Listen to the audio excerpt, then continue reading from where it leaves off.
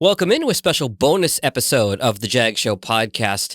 So the big news this past week has been Elon Musk buying Twitter. I put out a tweet a little bit earlier this week and said, what are your thoughts? What could this mean for the world of podcasting? And the first person to jump on the tweet was my good friend and fellow podcast producer, Johnny Peterson, a.k.a. Johnny Podcasts. He said, hey, let's do a podcast about it. And I said, hey, let's do it. So welcome to the show, Johnny. Jag in Detroit, the podcast pimp of the Upper Peninsula.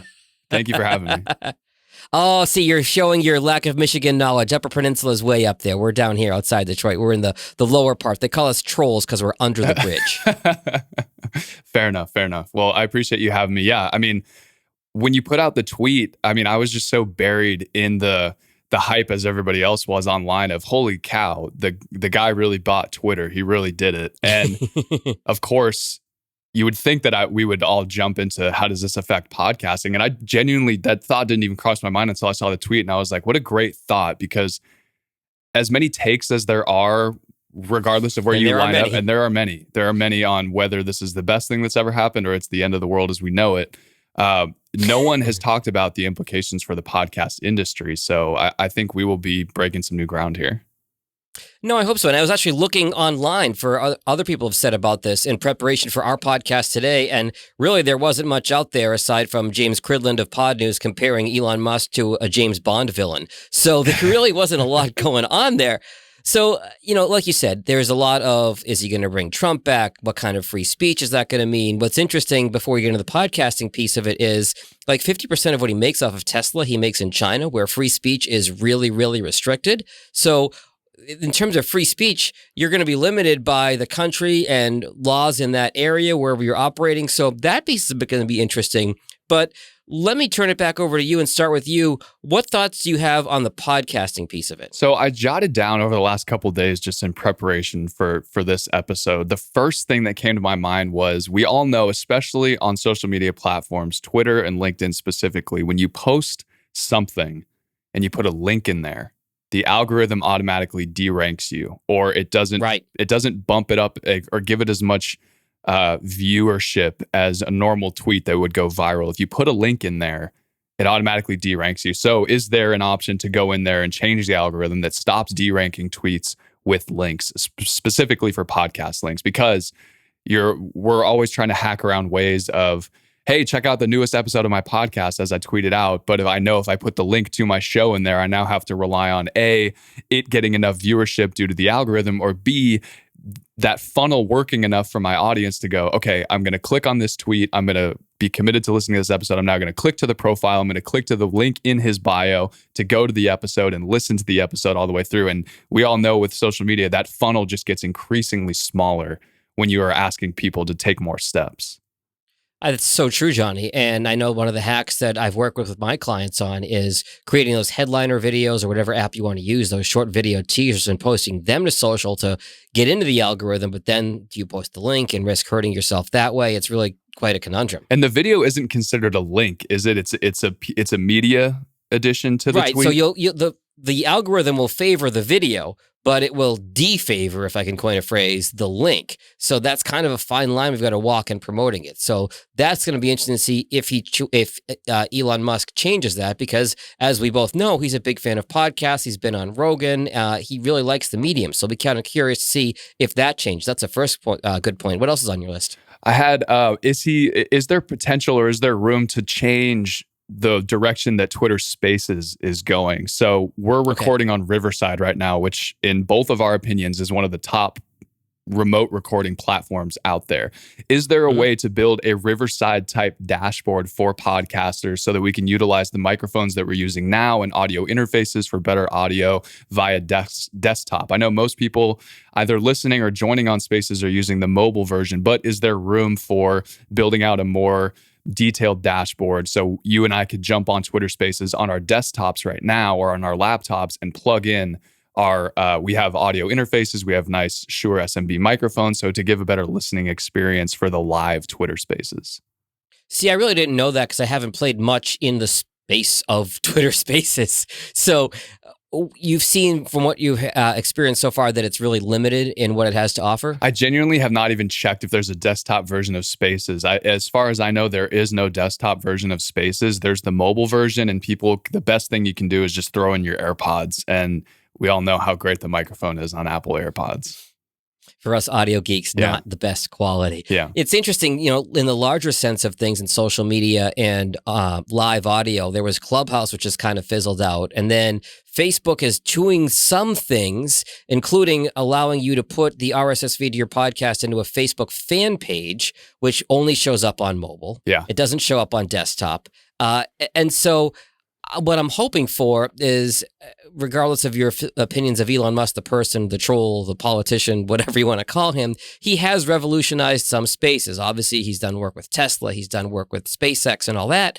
I'm curious to see if in the larger sense of things, beyond just, through Twitter, but even beyond Twitter as a result, if he is able to revolutionize the live audio space, because it needs a lot of help, to your point, Johnny. Yeah, and it makes sense because you're right. Clubhouse has fizzled out, and I know that it's largely due to Twitter Spaces. They basically just copied the code of Clubhouse and just said, hey, well, we already have this massive built-in audience. So yeah, it'll be interesting to see if he's even thinking about podcasting, because like you said, he has appeared on Rogan. He's gone on Lex Friedman's podcast.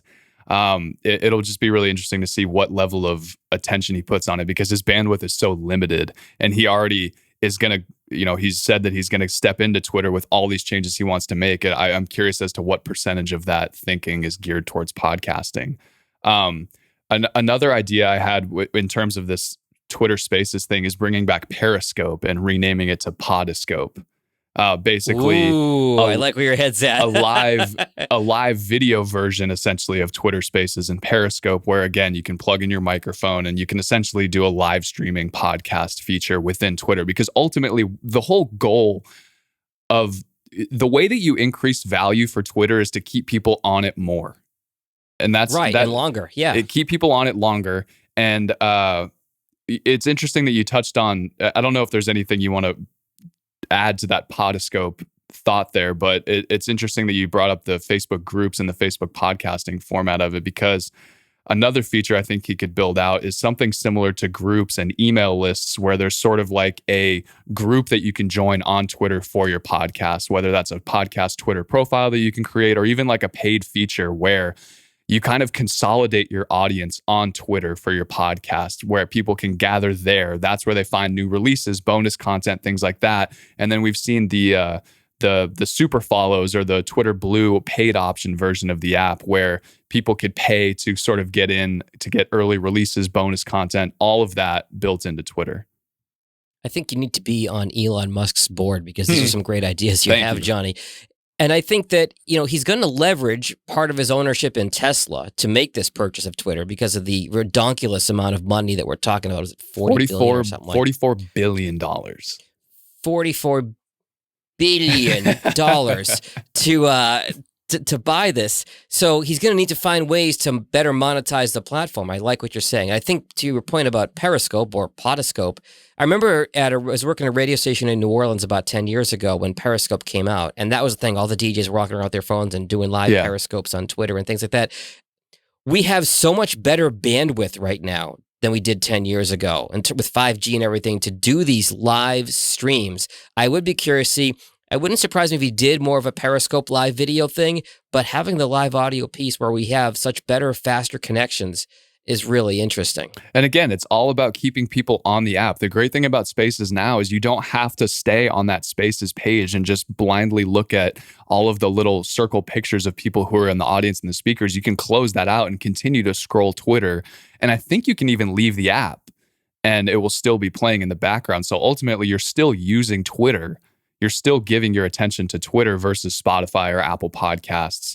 And then just the last note to close out on my thoughts of what he could do before we get into sort of a wish list that I put together if I was in control, if I was Elon here, is just verifications. He's talked a lot about verifying all humans so we can kind of delineate between who are the bots, who are the trolls, and the actual people like you and I who use Twitter for work, essentially, and to talk about podcasting. What about a verification for your podcast profile? Because you would imagine your podcast gets to a big enough point to where there would be imposters, people that are like, hey, this is the Joe Rogan Experience official podcast page on Twitter. Pay me $2 a month and you can join and get all the episodes on here. No, we need a verification system to say, this is the actual Joe Rogan podcast page or whatever show we're talking about, to make sure that the creators are actually capitalizing on the audience that they're getting.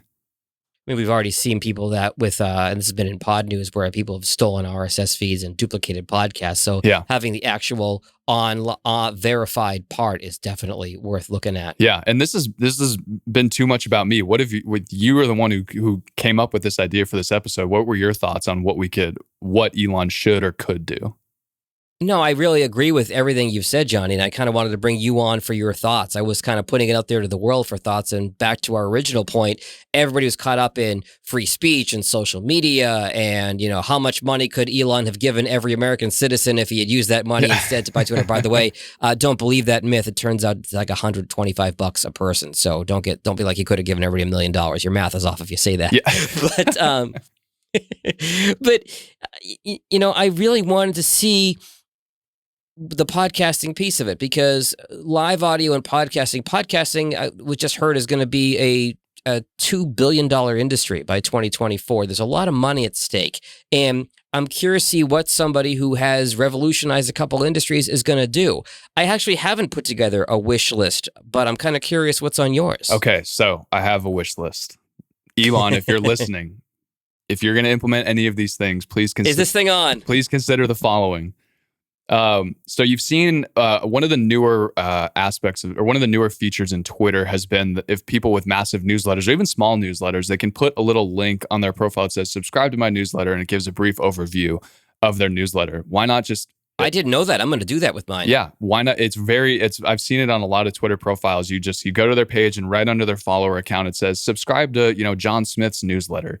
And it's a brief, 2 sentences about their newsletter, and there's a quick tap to subscribe button. It brings you to the next page. You put in your email address, and you can subscribe right away. Why not do this for podcasting? So, like I said, similar to the newsletter subscription, or a tap to listen feature in that same spot. So, put your podcast trailer, or even have it update to your most recent episode. People can just go right to your Twitter profile. Again, bypassing that algorithm where it deranks you. We're taking away one step of the funnel, the conversion funnel. I only have to tap to your profile and click tap to listen, and we're either partnered with Spotify, or maybe Twitter builds something where they can link their RSS feeds to the actual Twitter profile. But it's a simple tap to listen to either check out my trailer to consider subscribing to my podcast, or listen to my most recent episode right in my profile. It's funny, back to the Facebook comparison. Facebook jumped in half-assed to the podcast thing. Yeah. And they were able to get 0.5% of all podcast listening by serving up podcasts to a new audience that skews older, that uses primarily Facebook. But they limited it only to mobile, not desktop, and they limited it only to business pages, not personal pages.